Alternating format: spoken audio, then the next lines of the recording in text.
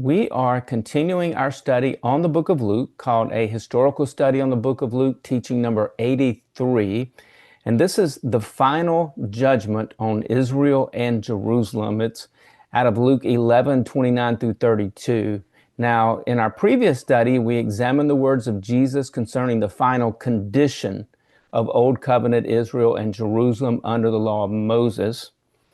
In Luke 11:26, Jesus, speaking to the people of Israel, said, and the final condition of that person is worse than the first. So this is a statement concerning the final condition of Old Covenant Israel under the law of Moses. And it's really important as we go through our study to keep the audience in mind. Audience relevance is really important.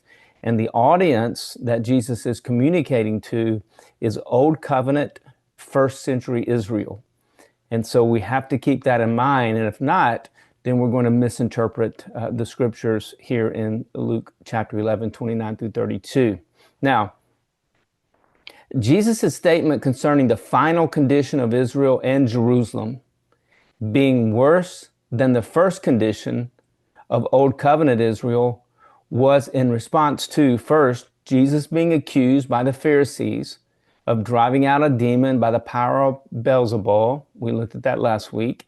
We also looked at number 2, Jesus being tested by those who asked for a sign from heaven to prove he was the Christ. Now, we didn't go into the response of Jesus to number 2, but we are going to go into the response of Jesus to those who were testing him, asking for a sign from heaven. So in our previous study, we examined Jesus' response to those who accused him of driving out a demon by the power of Beelzebul. In this study, we're going to examine Jesus' response to those who tested him. Let's read Luke 11:14 through 17. Jesus was driving out a demon that was mute. When the demon left, the man who had been mute spoke, and the crowd was amazed. But some of them said, by Beelzebul, the prince of demons, he is driving out demons. Others tested him by asking for a sign from heaven, and that's what we're going to look at tonight. Now, Jesus knew their thoughts, and he said to them. So the people of Israel were asking Jesus to prove with some great sign from heaven that he really was the Christ. An example of this may be such as when Elijah prayed and fire came down from heaven. It defeated the demonic god Baal. That's in 1 Kings 18:16 through 38. But in Luke 11:29 through 32, Jesus responds to those who tested him, those being the people of Israel, Old Covenant, first century people of Israel. So Luke 11:29 through 32 is the response of Jesus to those seeking to test him. It says, as the crowds increased, Jesus said, this, being first century Israel, this is a wicked generation. This wicked generation asks for a sign. They're wanting me to prove that I'm the Christ. They're wanting me to do some kind of miracle to prove I'm the Messiah. And now, Jesus had been doing miracles starting back in our study in Luke, when John the Baptist presented him to the nation of Israel as the Messiah. The miracles of Jesus started. So he's been doing miracles, but they're asking for bigger miracles, greater miracles. You really prove to us that you are the Messiah. And then Jesus says, this is a wicked generation. It asks for a sign, but no sign will be given this wicked generation except the sign of Jonah. For as Jonah was a sign to the Ninevites, so also will the Son of Man be to this generation. So that's really important to keep in mind. Jesus is talking to this generation, being the generation of first century Israel, the generation of Old Covenant Israel whose eyes witnessed the miracles of Jesus, whose eyes saw Jesus. But in our previous studies, we saw they didn't have eyes to see, they didn't have ears to hear, and their hearts were hardened to Jesus. So Jesus is calling them a wicked generation. No sign will be given them except the sign of Jonah. We'll go through that momentarily. For as Jonah was assigned to the Ninevites, so also the Son of Man will be to this generation, the generation that Jesus was communicating to and talking to at that time. First, what do we see? We know that Jesus knew the thoughts of those in Israel. That comes out of Luke 11:17. So Jesus knew what was in the hearts and minds of those in first century Israel who rejected him as the Christ. Secondly, Jesus calls first century Israel a wicked generation. That's in Luke 11:29. As the crowds increased, Jesus said, "This is a wicked generation." Now, Jesus isn't pulling these statements, this phrase, wicked generation, out of thin air. These are directly, this particular quote, a wicked generation, is directly connected to Deuteronomy 32:5 and Deuteronomy 32:20, and it's concerning the final generation of Old Covenant Israel. Let's read Deuteronomy 32:5. This is out of the Berean Standard Bible. His people have acted corruptly to him. That's the nation of Israel.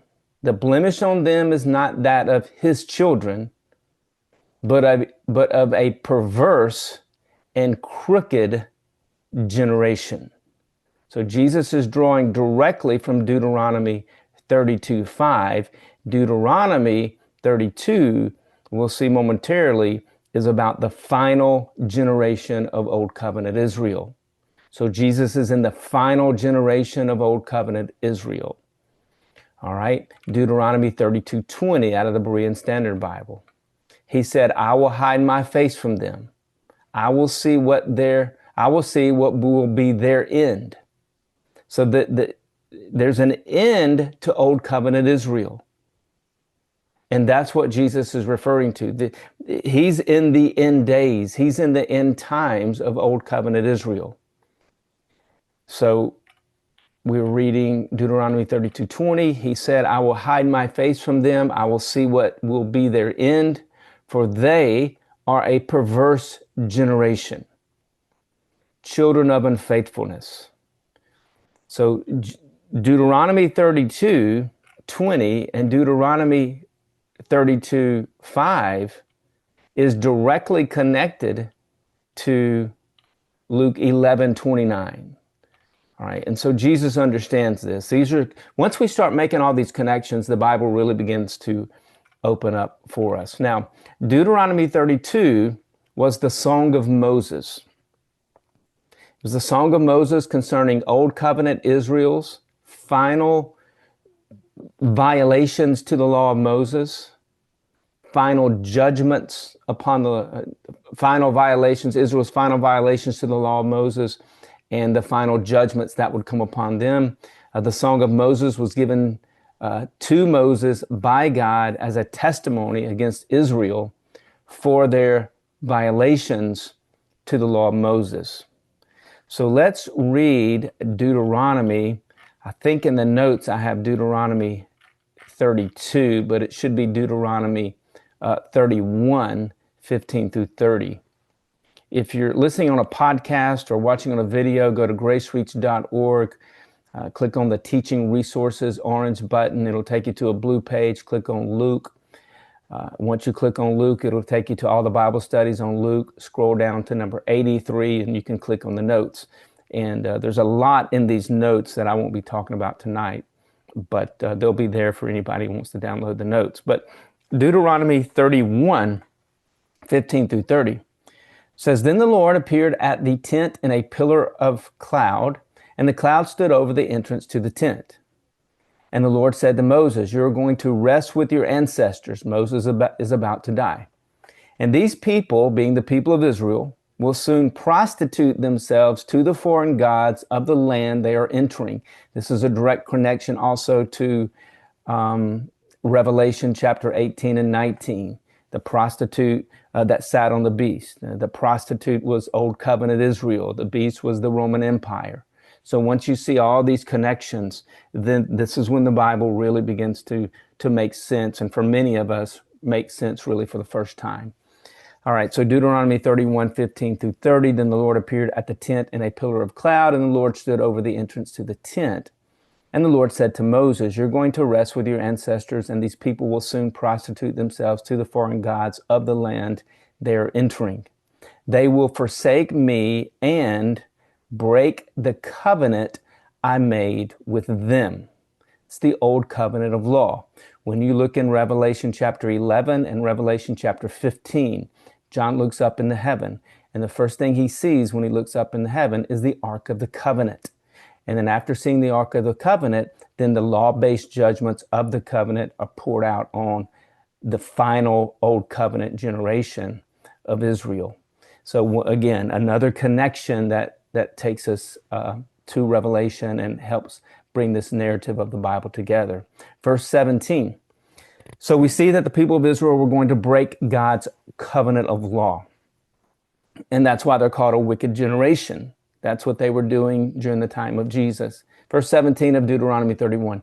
And in that day I will become angry with the nation of Israel and forsake them. I will hide my face from them, and they will be destroyed. So old covenant Israel was going to be destroyed. God clearly communicates this in Deuteronomy 31 and 32. Many disasters and calamities will come on them, old covenant Israel. And in that day, they will ask, have not these disasters come on us because our God is not with us? Verse 18 of Deuteronomy 31. And I will certainly hide my face in that day because of all their wickedness in turning to other gods. Remember, Jesus said, you are a wicked generation. They were worshiping the gods of the foreign nations. You can read about that in Revelation chapter 9 as well. Verse 19 of Deuteronomy 31. Now write down this song. So this is the song of Moses. Now write down this song and teach it to the Israelites. So Deuteronomy 32 is for the nation of Israel. The content of Deuteronomy 32 is what's taken place in Luke chapter 11. All right, verse 19 of Deuteronomy 31. Now write down this song and teach it to the Israelites and have them sing it so that it may be a witness for me against them, testifying to them breaking the law of Moses, the old covenant of law. When I have brought them into the land flowing with milk and honey, the land I promised on oath to their ancestors, Abraham, Isaac, and Jacob, and when they eat their fill and thrive, they will turn to other gods and worship them, rejecting me and breaking my covenant. And when many disasters and calamities come on them, this song will testify against them. This is Old Covenant Israel, because it will not be forgotten by their descendants. I know what they are disposed to do. Even before I bring them into the land, I promised them on oath. Verse 22. So Moses wrote down this song that day and taught it to the Israelites. Verse 23, the Lord gave this command to Joshua, son of Nun, be strong and courageous, for you will bring the Israelites into the land I promised them on oath, and I myself will be with you. Verse 24 of Deuteronomy 31. After Moses finished writing in a book the words of this law from beginning to end, he gave this commandment to the Levites and carried the ark of the covenant of the Lord. And again, Revelation 11 and Revelation 15, John looks up into the heavens and he sees the Ark of the Covenant. Why is he looking at the Ark of the Covenant? Because the judgments of Leviticus 26 and Deuteronomy 28 through 32 were about to be poured out on Old Covenant Israel, or on Mystery Babylon, or on the prostitute of the book of Revelation. Verse 26. Take this book of the law and place it beside the ark of the covenant of the Lord your God. There it will remain as a witness against you. For I know how rebellious and stiff-necked these people are, the old covenant people of Israel. If you have been rebellious against the Lord while I am still alive and with you, how much more will you rebel after I die? This is Moses talking to the people of Israel. Verse 28, assemble before me all the elders of your tribes and all of your officials, so that I can speak these words in their hearing and call the heavens and the earth to testify against them. Revelation 21, we have a new heaven and earth. And that this new heaven and earth is a heaven and earth that's no longer testifying against the nations. It's no longer testifying against Israel. It's pouring out the gospel. It's pouring out the new covenant, because the old covenant has come to an end. The book of Revelation is bringing the old covenant of law to its complete ending, and it's establishing the new covenant of grace. That's what the book of Revelation is about. Okay, so the heavens and earth, we're going to testify against the people of Israel and their breaking of the law under the old covenant. Verse 29, for I know that after my death, Moses said, you are sure to become utterly corrupt and turn from the way I've commanded you. In the days to come. Now that Hebrew word is not in the days to come. It's in the last days, or in the latter days, or in the days of the end. That's the Hebrew interpretation or translation of this Hebrew word, in days to come. In days to come, disaster will fall on you. These are the days of AD 66 to AD 70, the end of Old Covenant Israel, the last days of Old Covenant Israel, the latter days of Old Covenant Israel. These days ultimately culminated in the Jewish-Roman War, when Jerusalem was destroyed, the temple was destroyed, the land of Israel was destroyed. Over 1 million people died in the war. Over nearly 100,000 were taken captive to the nations. So this is what this is referring to, the last generation of Old Covenant Israel. Disaster will fall on you because you will do evil in the sight of the Lord and arouse his anger by what your hands have made. And Moses recited the words of this song, the Song of Moses, from beginning to end in the hearing of the whole assembly of Israel. The Song of Moses is a song testifying against Old Covenant Israel from the time of Moses' death to Israel's last or end days. Now, the writer of Hebrews was writing during the latter days of Israel, during the end days of Old Covenant Israel, or during the last days of Old Covenant Israel. All right, look at Hebrews chapter 1, verses 1 through 2. In the past, God spoke to that's the people of Israel, our ancestors, through the prophets, Isaiah, Jeremiah, Micah, Malachi, Amos, Hosea, and the rest. He spoke through the prophets at many times and in various ways. But in these last days, not our last days, in the last days of the writing of Hebrews, right around AD 65. And then AD 66 would have started the Jewish-Roman War. But in these last days, he's spoken to us, the people of Israel, under the old covenant of law. That whole era is coming to an end. The new covenant of grace has already been established. The old covenant of law is vanishing away. Hebrews chapter 8, verse 13. In these last days, God has spoken to us, Israel, by his Son. So this is their last days of Old Covenant Israel. So Old Covenant Israel's last, or end days was the final time when they would be warned of judgment to come, and then they would undergo their final judgment.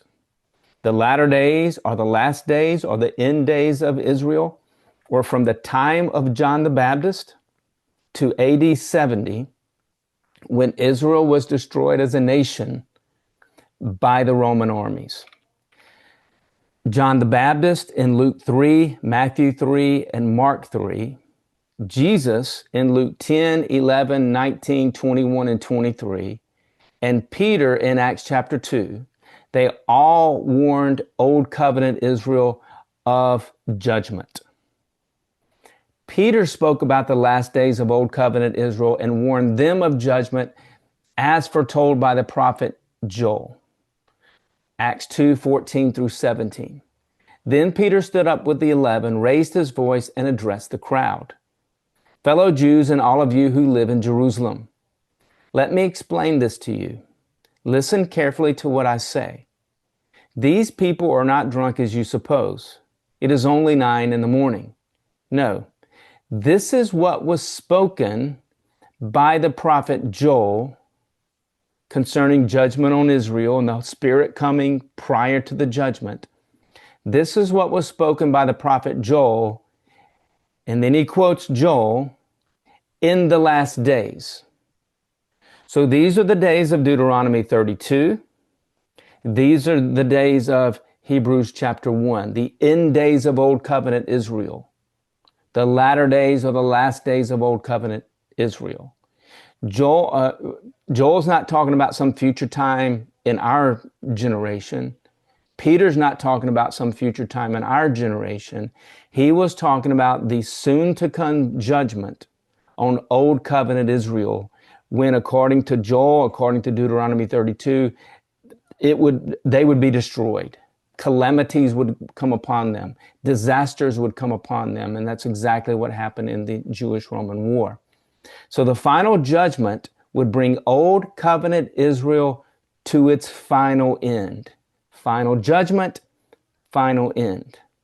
Deuteronomy 32, 28 through 39 speaks of the latter days, last days, or the days of the end of Old Covenant Israel. Let's read Deuteronomy 32, 28 through 29. They are a nation, meaning Old Covenant Israel, without sense. There is no discernment in Old Covenant Israel, it says, in them.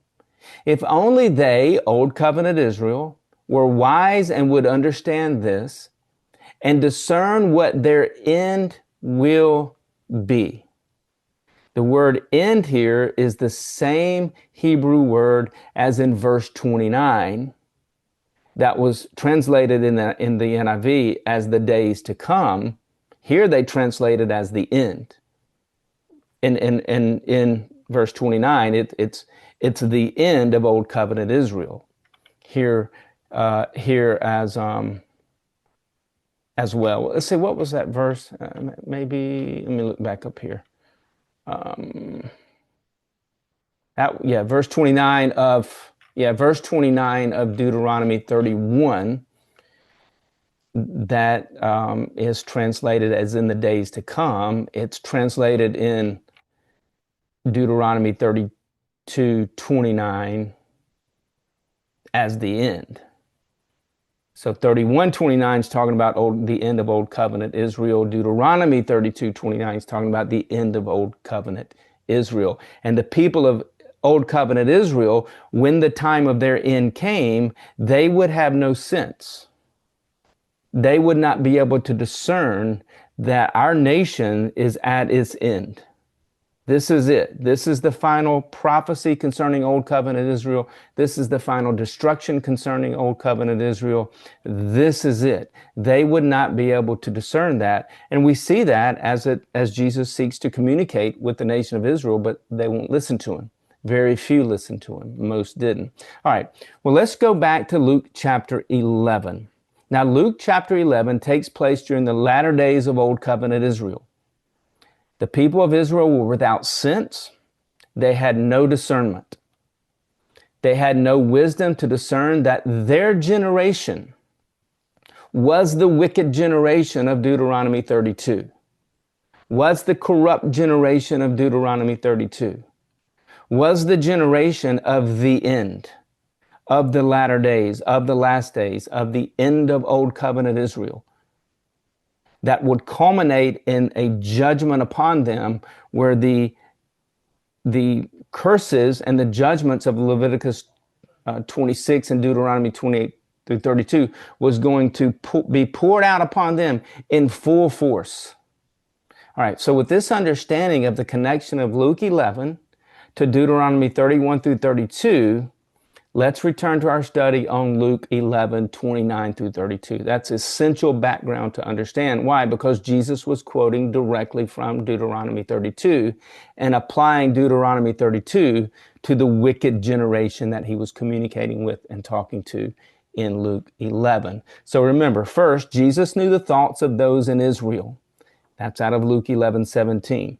Jesus knew what was in their hearts and minds in the hearts and minds of those in first century Israel who rejected him as the Christ. Jesus also knew he was talking to those who were the final generation of Old Covenant Israel, who would undergo the final Old Covenant judgment of Deuteronomy 28 through 32, Leviticus 26. All right. Secondly, Jesus calls first century Israel a wicked generation, referring to Deuteronomy 32:5 and Deuteronomy 32:20. So in Luke 11:29 says, as the crowds increased, Jesus said, "This is a wicked generation." Peter also quotes from Deuteronomy 32:5 and 32:20 when he calls Old Covenant Israel a perverse and a wicked generation. That's in Acts 2, verse 40. So Peter exhorts those in Israel to save themselves from the judgment to come upon Israel as foretold by the prophet Joel. They would save themselves by calling on the name of Jesus. That's in Acts chapter 2, verses 14 through 41. Third, Jesus points the people of Israel to the sign of Jonah concerning judgment as an example of Jesus being God's sign to Israel concerning judgment. Look in 11:29 through 30. As the crowds increased, Jesus said, "This is a wicked generation. It asks for a sign, but none will be given except the sign of Jonah. For as Jonah was a sign to the Ninevites, so also will the Son of Man be to this generation." So God sent Jonah to the Ninevites to warn them of judgment because of their wickedness. Jesus has just called that generation that he's communicating to in Israel a wicked generation. Compare this with Jonah chapter 1, verse 1. The word of the Lord came to Jonah, son of Amittai. Go to the great city of Nineveh and preach against it, because its wickedness has come up before me. So Jonah was communicating to a wicked generation. Jesus is communicating to a wicked generation. Look at Jonah chapter 3, verses 1 through 10. Then the word of the Lord came to Jonah a second time. Go to the great city of Nineveh and proclaim to it the message I give you. Jonah obeyed the word of the Lord and went to Nineveh. Now Nineveh was a very large city. It's the capital city of Assyria. It took 3 days to go through it. Jonah began by going a day's journey into the city. So what did Jesus do in Israel? He's going through the nation of Israel. He's going from town to town, from city to city. He's proclaiming the judgment to come. In chapter 10 of Luke, he proclaims the judgment on the list cities in Luke chapter 10. Jonah's going into the cities. He's going into Nineveh, the capital city of Assyria. All right. Took him 3 days to go through it. Jonah began by going a day's journey into the city, proclaiming 40 more days and Nineveh will be overthrown. Now think about Revelation chapter 11. You have two witnesses in the city of Jerusalem. And the two witnesses are proclaiming judgment on Jerusalem. Just like Jonah is in the city of Nineveh, proclaiming judgment on Nineveh and the nation of Assyria. Look at the response of the Ninevites to the proclamation of judgment that Jonah was preaching. Verse 5, Jonah chapter 3. The Ninevites believed God. Now, what did the people of Israel do when Jesus told them judgment was coming? They rejected Jesus. Here, the Ninevites, they accept the message of Jonah. Verse 5, the Ninevites believed God. A fast was proclaimed, and all of them, from the greatest to the least, put on sackcloth. Fast forward to Revelation 11. You have two witnesses dressed in sackcloth. They're proclaiming judgment on first century Jerusalem.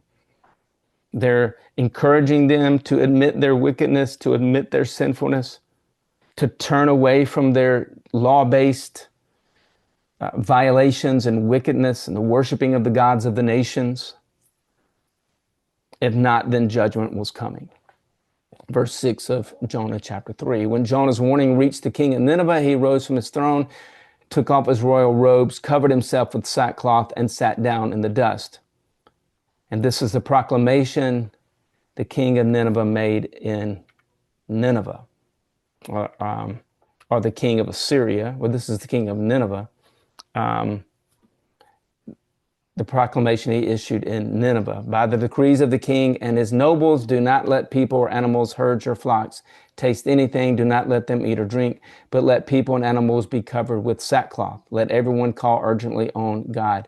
Let them give up their evil ways and their violence. Who knows? God may relent and with compassion turn from his fierce anger so that we will not perish. And when God saw what they did and how they turned from their evil ways, he relented and did not bring on them the destruction he had threatened. Now, what did the leadership of Israel do? They plotted against Jesus. They lied about Jesus. They conspired about Jesus. They planned to have him arrested. They planned to have him falsely tried. They planned to have him crucified. They abused him. They attacked him.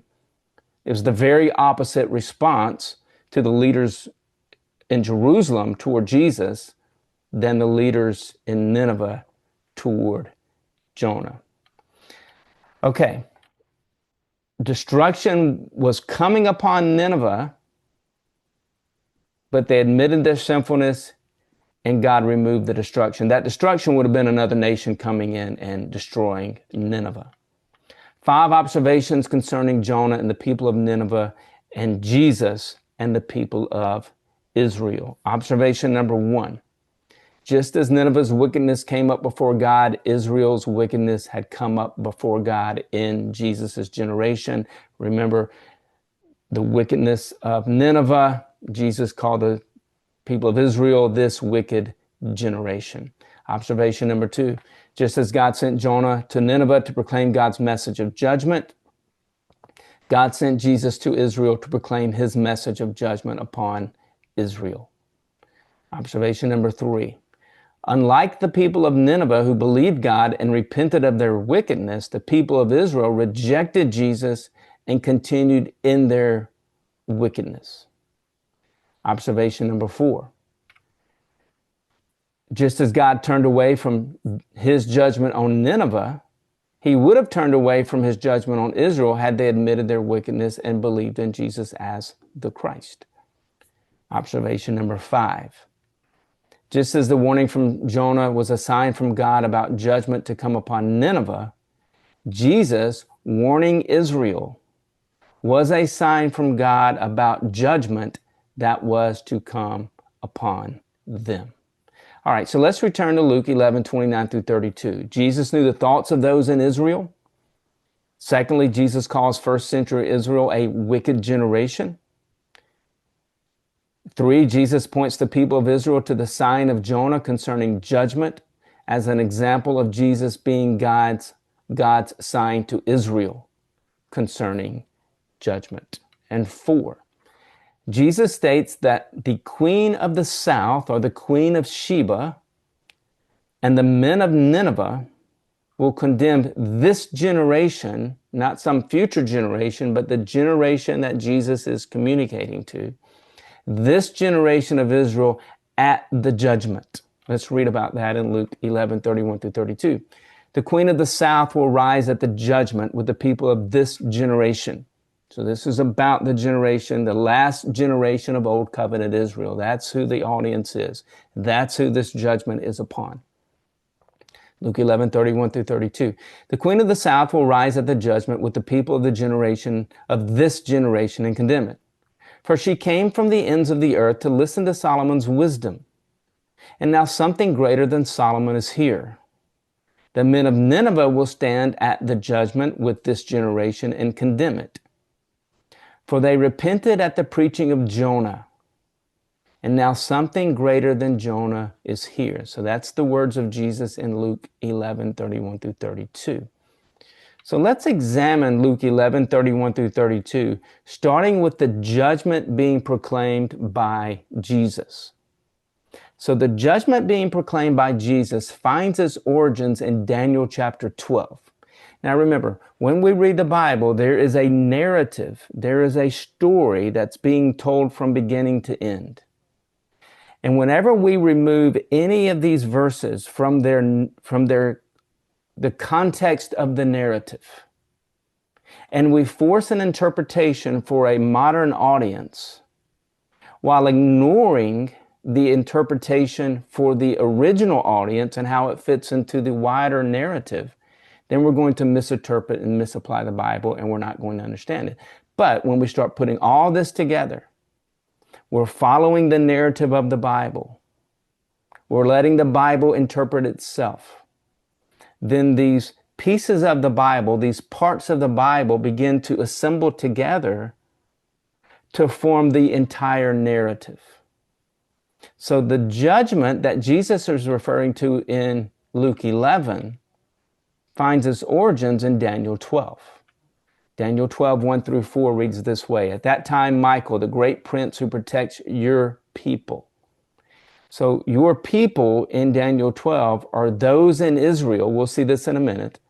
Those in Israel whose names were written in the book of life. So all of the physical descendants of the nation of Israel were not the people of God. Only those whose names was written in the book of life. Daniel 12, 1 through 4. At that time, Michael, the great prince who protects your people, that's those in Israel whose names were written in the book of life. Not all of Israel were God's people, only those whose names were written in the book of life. This is the Lamb's book of life of Revelation 13, 8, 20, 12. That's chapter 20, verse 12. Chapter 20, verse 15 of Revelation, and Revelation chapter 21, verse 27. At that time, Michael, the great prince who protects your people, those whose names are written in the book of life, will arise. There will be a time of distress. That's directly connected to Luke 21, 23. Such as not happened from the beginning of the nations. The nations are the nations of Genesis chapter 10. God creates one nation, Israel. He created also the nations. But not all of the people of Israel were God's people. Only those whose names were written in the book of life. Those were God's people. All right. There will be a time of distress such as not happened from the beginning of nations until then. But at that time, your people, look what this says, but at that time, your people, everyone whose name is found written in the book. So the people of God out of the nation of Israel wasn't the physical descendants, but it was the spiritual descendants. It was those who placed their faith in Jesus because their names were written in the book of life. Paul makes that point in Romans chapter 9. Not all who are of Jacob or all who are of the 12 tribes of Israel are Israel. The Israel of God were those who placed their faith in Christ.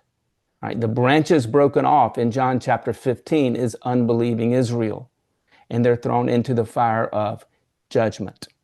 Okay.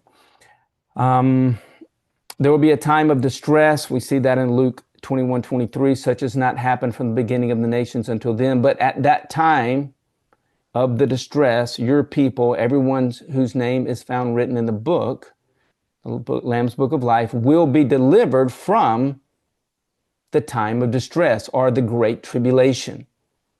All right. It's the other translation. Some versions say the time of distress. Some say the time of tribulation. Luke 21, 23, the great tribulation or the great distress. Everyone whose name is found written in the book will be delivered. Again, Revelation 13, 8, Revelation 20, 12, Revelation 20, 15, Revelation 21, 27 will be delivered from the time of great distress or from the great tribulation. Multitudes who sleep in the dust of the earth will awake to face judgment. This goes back to Luke 11. Daniel was one of those sleeping in the dust of the earth who would awake unto judgment. Also goes to Revelation 20, 11 through 15. Some who awake to this judgment will awake will awake to everlasting life. That's those whose names are written in the book of life. Others will wake to shame and everlasting contempt. That's those in Revelation 20, whose names are not written in the book of life. Their deeds are written in the books of Revelation 20. Those who are wise will shine like the brightness of the heavens, because the wise are those whose names are written in the book of life. They have discerned the times. They have discerned that Jesus is the Messiah. Their names have been written into the Lamb's book of life.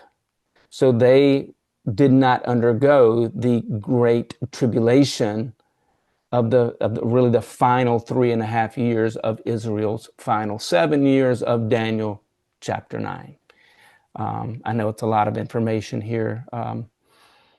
Those who are wise in Israel will shine like the brightness of the heavens, like the stars forever and ever.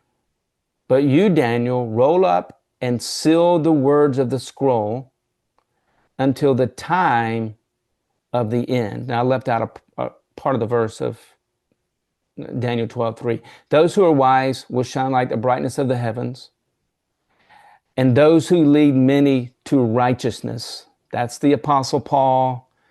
That's those who are sharing righteousness by faith. That's the gospel of grace. They will shine like the stars forever and ever. Because how does a person's name get written into the Lamb's book of life? The gospel of grace came to people. Righteousness by faith. Christ took our sinfulness, gives us his righteousness as a gift. Names go into the Lamb's book of life. Those who were communicating that message were shining like the stars. And they shine like the stars forever and ever. Verse 4. But you, Daniel, roll up and seal the words of the scroll until the time of the end. This connects to Deuteronomy 32. So Daniel was not living at the time when Daniel 12 would be fulfilled. He would not see it. He didn't even understand it. But he's communicating this to the nation of Israel. Or the angels communicating it to Daniel. All right. Daniel 12:9-13. He replied, "Go your way, Daniel, because the words of this prophecy of Daniel 12 are rolled up and sealed until the time of the end of Old Covenant Israel," because that's what Daniel was praying about in Daniel chapter 9. What's going to happen to the Israel? What's going to happen to Jerusalem? What's going to happen to the temple? What's going to happen to the people? So Daniel gets these revelations, these prophecies of what's going to happen to Old Covenant Israel, because God was establishing a new covenant. And the Old Covenant way of relating to God was coming to an end, and the new covenant way in Christ had come. So that's what Daniel 12 is about. It's the putting away of the Old Covenant of law forever, and it's the establishment of the new covenant of grace forever, without the Old Covenant of law lining up side by side with it. Daniel 12:9-13. He replied, "Go your way, Daniel, because the words are rolled up and sealed until the time of the end." Deuteronomy 32. Verse 10. "Many will be purified, made spotless, and refined." How? Through the blood of the Messiah, through the blood of the Christ, through the blood of Jesus. The many there, they're the ones whose names are written in the Lamb's book of life in Revelation 20 and 21. Because the blood of Christ had purified them from all sins. That's God's people. But the wicked will continue to be wicked. That's those who reject Jesus as the Christ. Remember, Jesus said, this is a wicked generation. Why? Because they rejected Jesus as the Christ. They continued to reject Jesus as the Christ. None of the wicked will understand. Luke chapter 11. This is a wicked generation. Deuteronomy 32, a perverse generation. Acts chapter 2, verse 40. Israel, a perverse, wicked, corrupt generation. All this goes together. None of the wicked will understand, but understand the prophecy. But those who are wise will understand the prophecy. All right? And let's look at verse 11. From the time that the daily sacrifice is abolished. This is Old Covenant Israel. This is nothing in the future.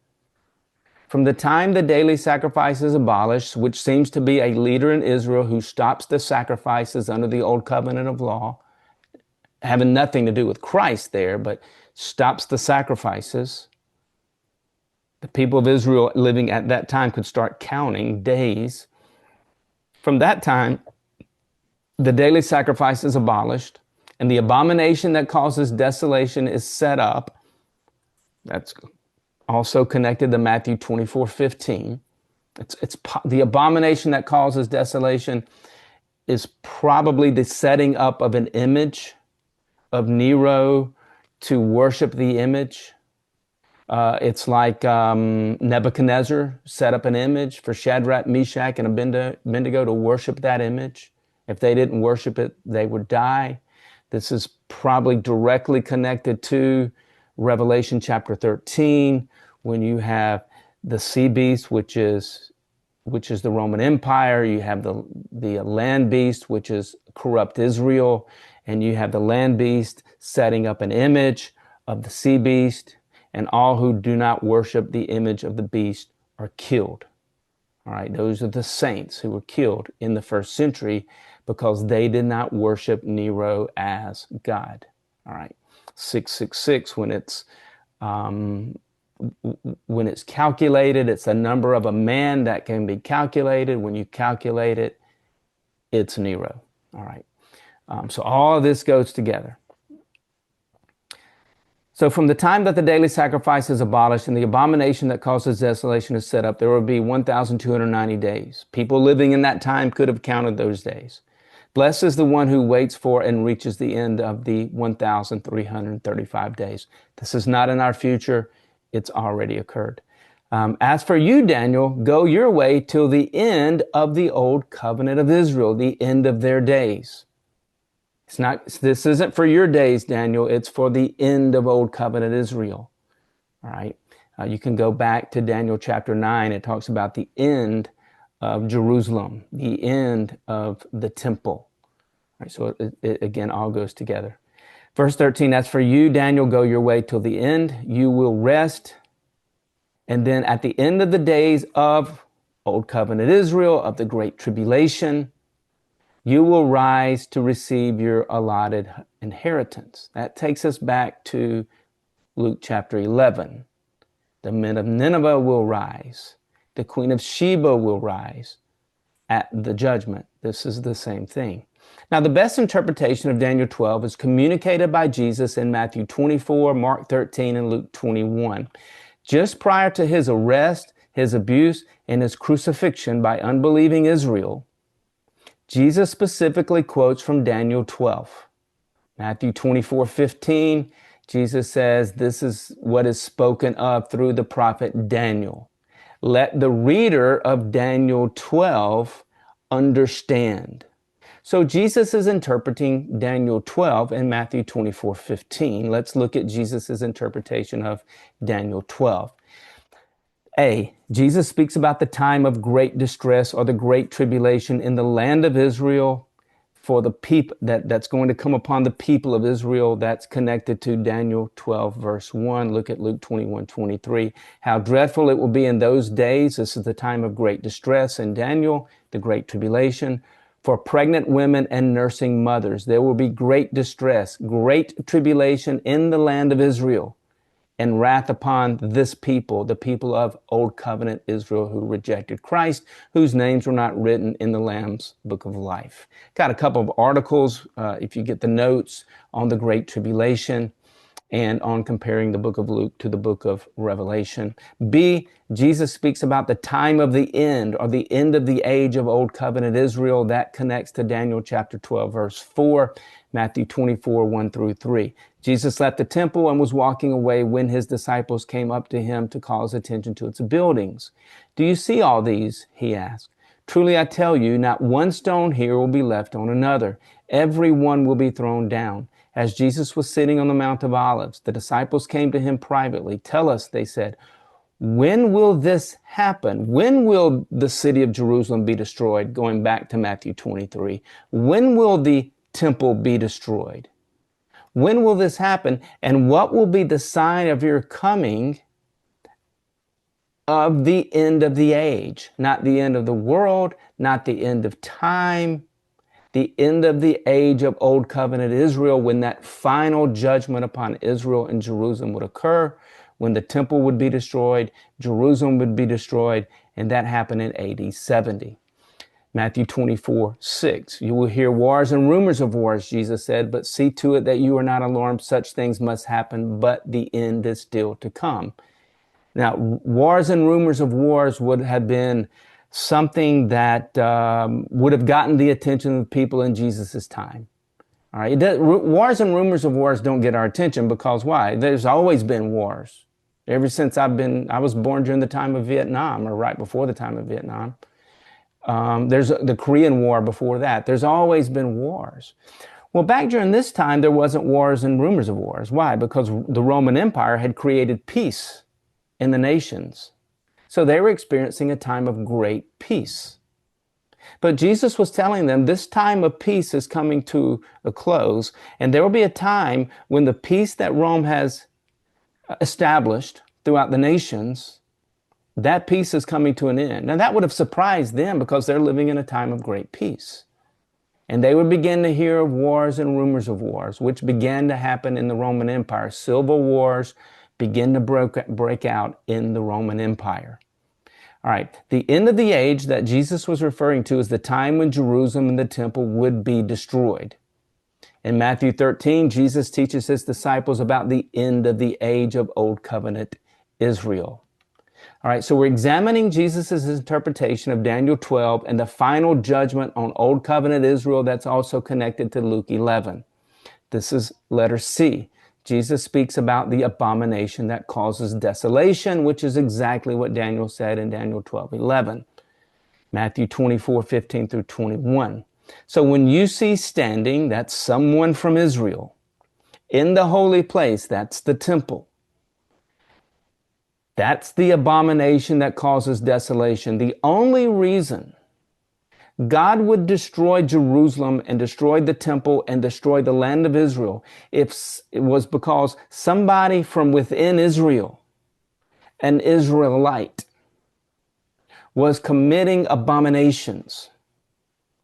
And because the nation and its leaders were committing abominations, desolation would come. Jesus uses that same terminology in Matthew 23:38. All right.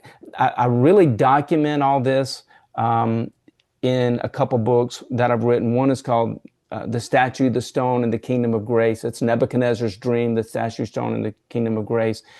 490 Years Determined is another book for the people of Israel, the city of Jerusalem. And I show how the abomination that causes desolation isn't something a foreign nation does, or this, quote, Antichrist does. It happened.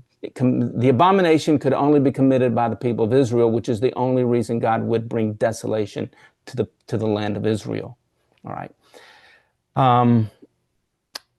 Matthew 24:15 through 21. So when you see standing in the holy place, the temple, the abomination that causes desolation, spoken of through the prophet Daniel.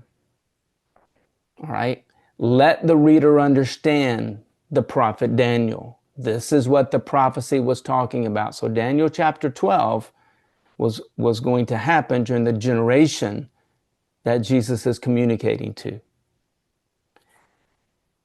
Let those who are in Judea flee to the mountains. Why? Because Jerusalem was going to be destroyed.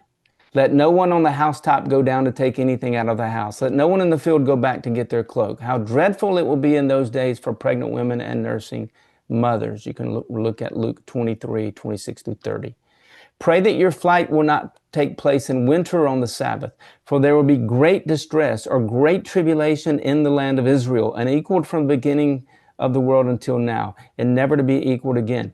There was starvation throughout the land of Israel during this time. People were fleeing from city to city. They were seeking to survive because the Roman armies are marching through the land of Israel. They're killing people. They're wiping out cities. Ultimately, they arrive in Jerusalem. They have a siege. That's Luke 19. Incredible starvation. Israel was totally destroyed in from AD 66 to 70. Its land, its cities were destroyed. The city of Jerusalem was destroyed. The temple was destroyed. Over 1 million people died in the Jewish-Roman War. Nearly 100,000 people, Jewish people, were taken captive and they were sold into slavery. This was total destruction of Old Covenant Israel, which is exactly what Jesus was talking about in Luke chapter 11.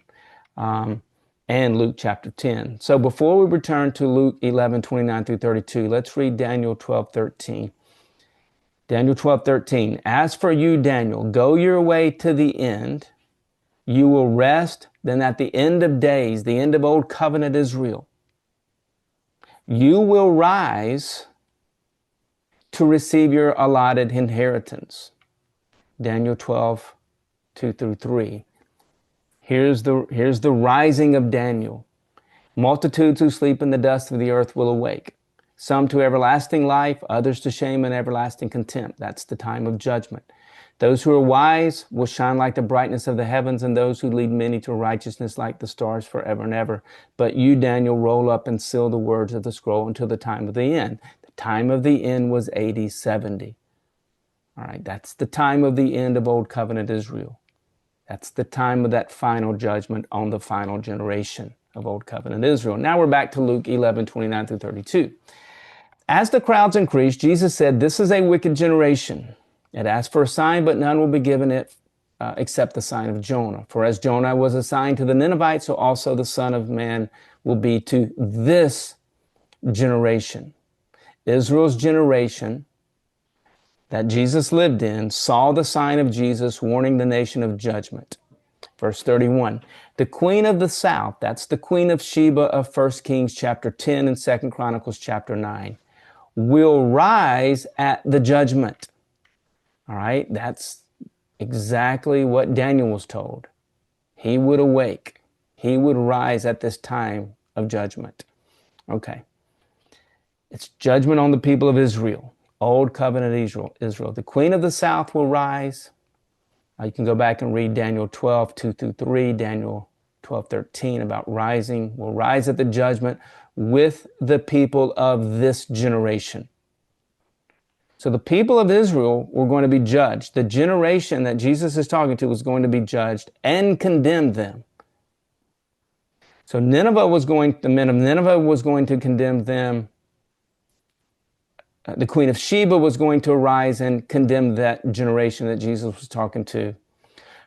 For the queen of the south, the queen of Sheba, came from the ends of the earth to listen to Solomon's wisdom. Again, 1 Kings 10, 2 Chronicles 9.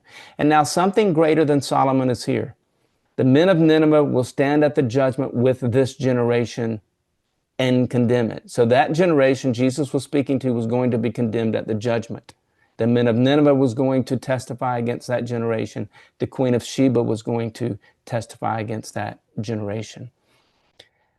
For they, queen of Sheba, the men of Nineveh repented at the preaching of Jonah, and now something greater than Jonah is here. So what is this judgment? The judgment is the final Old Covenant judgment on Old Covenant Israel, foretold in Daniel 12 and by Jesus in Matthew 23 through 24, Luke 10, 10 through 15, Luke 19, 40 through 41, Luke 25 through 24, and Luke chapter 23, 26 through 30.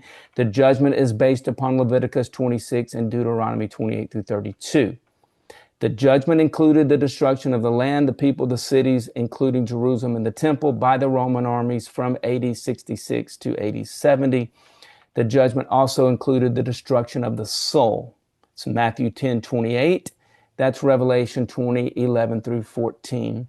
And I explain all this in much greater detail in my book, Revelation Volume 2, War on the Saints. The book of Revelation contains the historical content of the judgment Jesus is talking about in Luke 11, in Daniel 12, the same judgment, and Deuteronomy 32. So 6 observations real quick concerning the queen of the south, or the queen of Sheba, Jonah, Israel, and the judgment. Observation number 1. The queen of Sheba rose up with the people of Israel at the judgment of the soul and testified against Israel. Some people think the testimony of the Queen of Sheba is metaphorical. Some people think it's literal. Whichever one it is, it's judgment on first century Old Covenant Israel that rejected Christ. Observation number 2.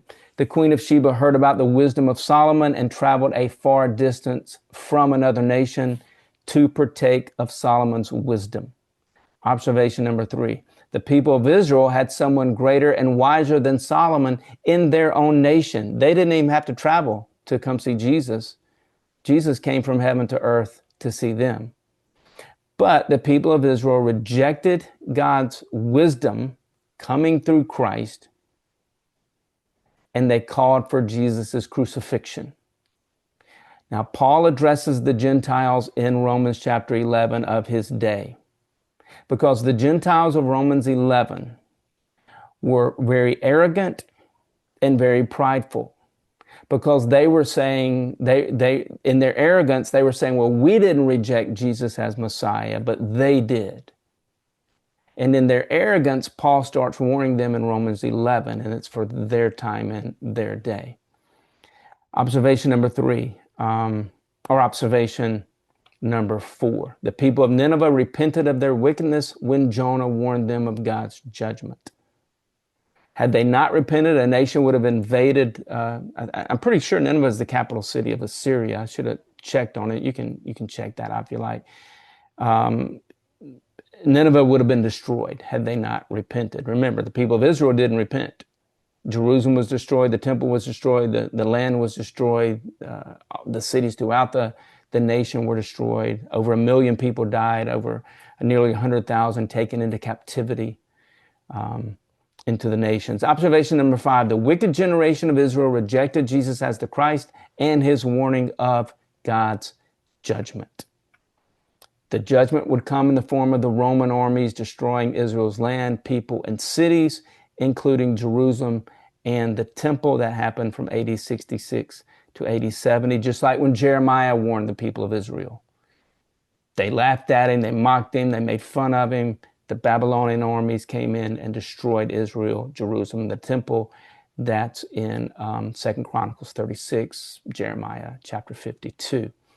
So these judgments were coming. Jesus is warning the people of Israel.